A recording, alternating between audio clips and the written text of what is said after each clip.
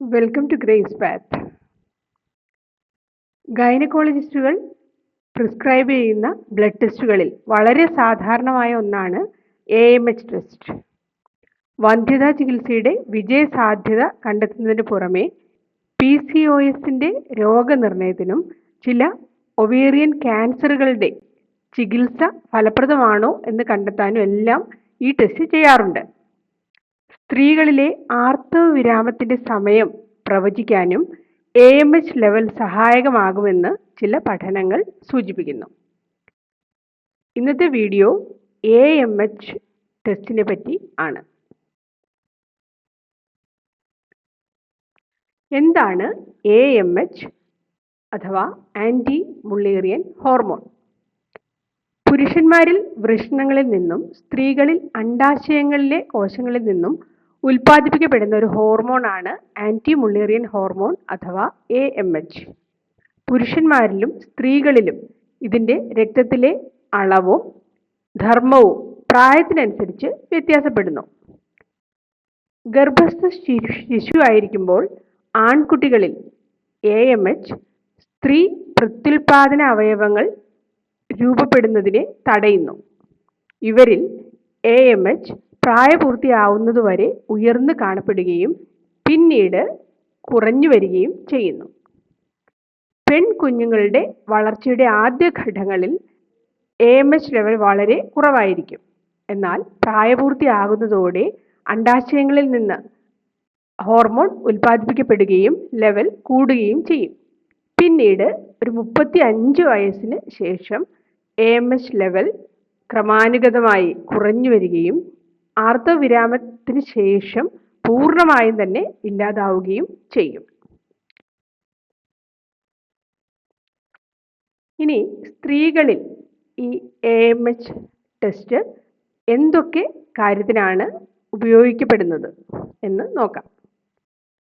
സ്ത്രീകളിൽ ജനന സമയത്ത് ദശലക്ഷക്കണക്കിന് അണ്ഡങ്ങളാണ് അണ്ഡാശയങ്ങളിൽ ഉള്ളത്. എന്നാൽ ക്രമേണ അത് കുറഞ്ഞു വരും. ഇവയിൽ 1000 എണ്ണത്തോളം അണ്ഡങ്ങൾ ഓരോ ആർത്തവചക്രത്തിലും പാകമെത്താതെ നഷ്ടപ്പെടുന്നുണ്ട്. എന്നാൽ ഒരു ആർത്തവചക്രത്തിൽ ഒരണ്ഡം പാകമെത്തുകയും അണ്ഡാശയത്തിൽ നിന്ന് റിലീസ് ചെയ്യപ്പെടുകയും ചെയ്യും. ഒരു സ്ത്രീയുടെ പ്രത്യുൽപാദന കാലയളവിൽ ഏകദേശം 400ഓളം അണ്ഡങ്ങളാണ് ഈ രീതിയിൽ പുറത്തു വരിക. ഈ അണ്ഡങ്ങളാണ് പുരുഷന്റെ ബീജവുമായി സംയോജിച്ച് ഭ്രൂണം രൂപപ്പെടുന്നത്. AMH ലെവൽ ഒവേറിയൻ റിസർവ് കണ്ടെത്താനായി സഹായിക്കുന്നു. അതായത് ഓവറിയിൽ ഇനി ശേഷിച്ചിട്ടുള്ള അണ്ഡങ്ങൾ അവയ്ക്ക് മെച്യൂർ ആകാനുള്ള പൊട്ടൻഷ്യൽ, തന്മൂലം ഗർഭധാരണത്തിനുള്ള സാധ്യത, ഇവയെക്കുറിച്ചൊക്കെ അറിവ് ലഭിക്കാനായിട്ട് AMH ലെവൽ സഹായകമാകും. അതുപോലെ തന്നെ ഓവറിയിൽ അനേകം ഫോളിക്കിൾസ് കാണപ്പെടുന്ന ഒരു രോഗമാണ് പോളിസിസ്റ്റിക് ഒവേറിയൻ സിൻഡ്രോം. അതിനെപ്പറ്റി നമുക്കറിയാം. PCOD, PCOS ഒക്കെ ഇപ്പോൾ എല്ലാവർക്കും അറിയാവുന്ന കാര്യങ്ങളാണ്. ഈ അവസ്ഥയുടെ ഡയഗ്നോസിസിന് ബ്ലഡിലെ AMH ലെവൽ ഹെൽപ്പ് ചെയ്യും. അതുപോലെ തന്നെ ചില പഠനങ്ങൾ സൂചിപ്പിക്കുന്നത് സ്ത്രീകളിലെ ആർത്തവ വിരാമത്തിൻ്റെ സമയം, അതിനെപ്പറ്റി സൂചന നൽകാനും ബ്ലഡിലെ AMH ലെവലിന് കഴിയും. ഇനി ചില ഒവേറിയൻ ക്യാൻസറുകൾ AMH ഉണ്ടാക്കുന്നവ ആകും. ഇത്തരം ഒവേറിയൻ ക്യാൻസറുകളുടെ ചികിത്സ ഫലപ്രദമാണോ എന്ന് കണ്ടെത്താൻ ചികിത്സയ്ക്ക് ശേഷം രക്തത്തിലെ AMH ലെവൽ മോണിറ്റർ ചെയ്യുന്നത് സഹായകമാകും. ഇനി ശിശുക്കളിൽ AMH ലെവൽ നോക്കുന്നത് എപ്പോഴാണ് എന്ന് നോക്കാം. ഗർഭസ്ഥ ശിശുക്കളുടെ സെക്ഷൽ ഡിഫറൻസിയേഷൻ അത് നടക്കുന്നത് ആദ്യ ആഴ്ചകളിലാണ്, അതായത് ആദ്യത്തെ ആഴ്ചയിൽ.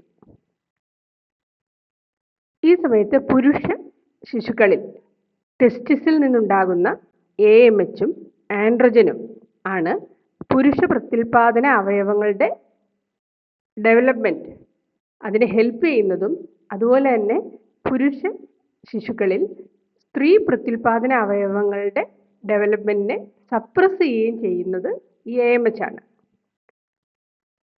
അങ്ങനെയാണ് ഇത് സെക്ഷൽ ഡിഫറൻസിയേഷന് ഹെൽപ്പ് ചെയ്യുന്നത്.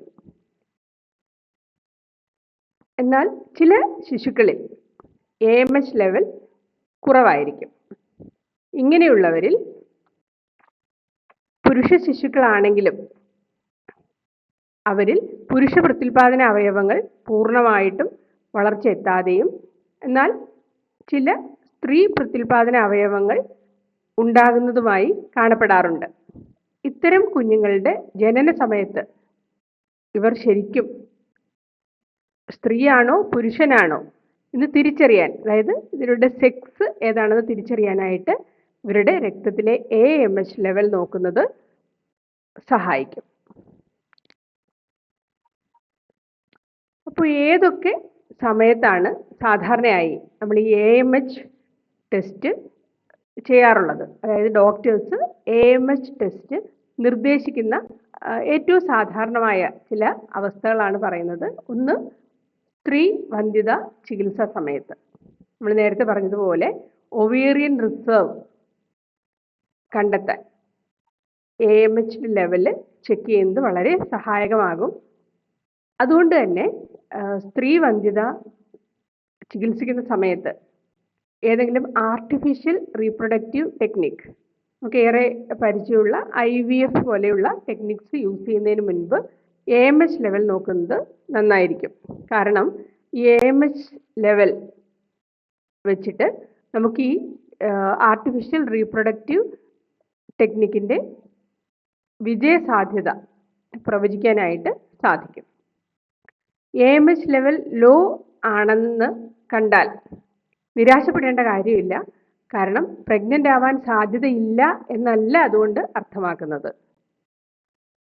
നോർമൽ ലെവൽ AMH ഉള്ള ഒരു സ്ത്രീയിൽ IVF പോലെയുള്ള അസിസ്റ്റഡ് റീപ്രൊഡക്റ്റീവ് ടെക്നിക്സ് വഴി കുഞ്ഞുണ്ടാകാനുള്ള സാധ്യതയേക്കാൾ AMH ലെവൽ കുറഞ്ഞ സ്ത്രീകൾക്ക് സാധ്യത കുറവായിരിക്കും. അതുമാത്രമേ ഇതിൻ്റെ അർത്ഥമുള്ളൂ. അതുകൊണ്ട് AMH ലെവൽ കുറവാണ് എന്ന് കണ്ട് നിരാശപ്പെടേണ്ട കാര്യമില്ല. ഈ ഓവറികളുടെ എണ്ണത്തിലല്ല കാര്യം, ക്വാളിറ്റിയിലാണ്. ഇനി അതുപോലെ തന്നെ AMH ടെസ്റ്റ് സാധാരണയായി നിർദ്ദേശിക്കപ്പെടുന്ന വേറൊരു അവസ്ഥയാണ് നമ്മൾ നേരത്തെ പറഞ്ഞതുപോലെ പോളിസിസ്റ്റിക് ഒവേറിയൻ സിൻഡ്രോം അല്ലെങ്കിൽ പോളിസിസ്റ്റിക് ഒവേറിയൻ ഡിസീസിൻ്റെ ഡയഗ്നോസിസിനായിട്ട് വളരെ സാധാരണയായിട്ട് തന്നെ AMH ടെസ്റ്റ് ചെയ്യാറുണ്ട്. പിന്നെ AMH പ്രൊഡ്യൂസിങ് ഒവേറിയൻ ക്യാൻസറുകളുടെ ചികിത്സയ്ക്ക് ശേഷം ചികിത്സ എത്രമാത്രം ഫലപ്രദമായിരുന്നു, ചികിത്സയുടെ സക്സസ് കണ്ടെത്താനായിട്ട് ഒരു ട്യൂമർ മാർക്കർ പോലെ AMH ലെവൽ മോണിറ്റർ ചെയ്യാറുണ്ട്. ഇവയാണ് ഏറ്റവും സാധാരണയായിട്ട് നമ്മുടെ ലാബുകളിൽ AMH ടെസ്റ്റ് ഡോക്ടേഴ്സ് നിർദ്ദേശിക്കുന്ന അവസരങ്ങൾ. ഇനി AMHൻ്റെ നോർമൽ റേഞ്ച് എത്രയാണെന്ന് നോക്കാം. നമ്മൾ സാധാരണയായിട്ട് AMHൻ്റെ നോർമൽ റേഞ്ചായിട്ട് പറയുക 1.5 to 4 നാനോഗ്രാം പെർ ml ആണ്. അതാണ് ഏറ്റവും കോമൺ ആയിട്ട് AMHൻ്റെ നോർമൽ റേഞ്ചായിട്ട് നമ്മൾ കരുതുന്ന value. 1.5 to 4 nanogram per ml. ലാബുകളിൽ നിന്ന് ലാബുകളിലേക്ക് ചെറിയ വ്യത്യാസങ്ങൾ ഈ നോർമൽ റേഞ്ചിൽ വരാം. എങ്കിലും more than 6 nanogram per ml വളരെ ഉയർന്നതായിട്ടും less than 0.3 nanogram per ml വളരെ കുറഞ്ഞ ലെവലായിട്ടും കണക്കാക്കപ്പെടും. അപ്പോൾ ഒന്നുകൂടി പറഞ്ഞാൽ ഏകദേശം ഒരു നോർമൽ റേഞ്ചിൽ വരുന്നത് 1.5 to 4 നാനോഗ്രാം പെർ ml ആണ്.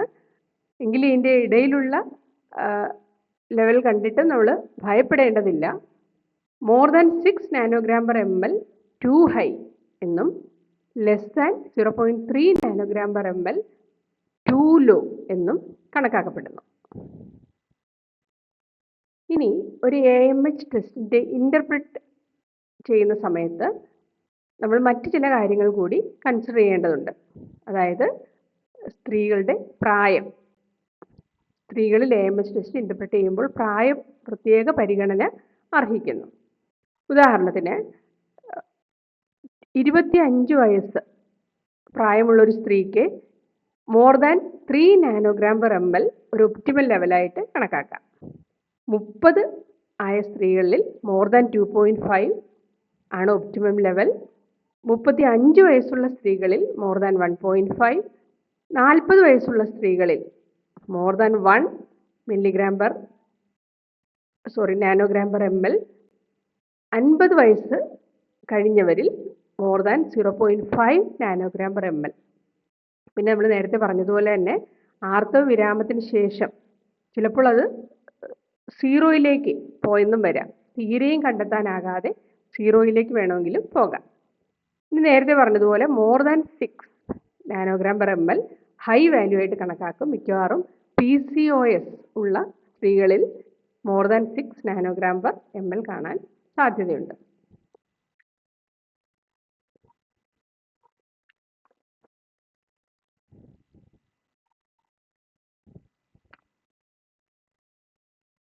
വന്ധ്യതാ ചികിത്സയുടെ വിജയസാധ്യതാ പ്രവചനത്തിനാണ് ഏറ്റവും കൂടുതലായി AMH ടെസ്റ്റ് ഉപയോഗിക്കപ്പെടുന്നതെങ്കിലും സ്ത്രീകളിൽ ആർത്തവ വിരാമത്തിൻ്റെ സമയം പ്രവചിക്കാനും ഈ ടെസ്റ്റിന് കഴിയുമെന്ന് പഠനങ്ങൾ സൂചിപ്പിക്കുന്നു.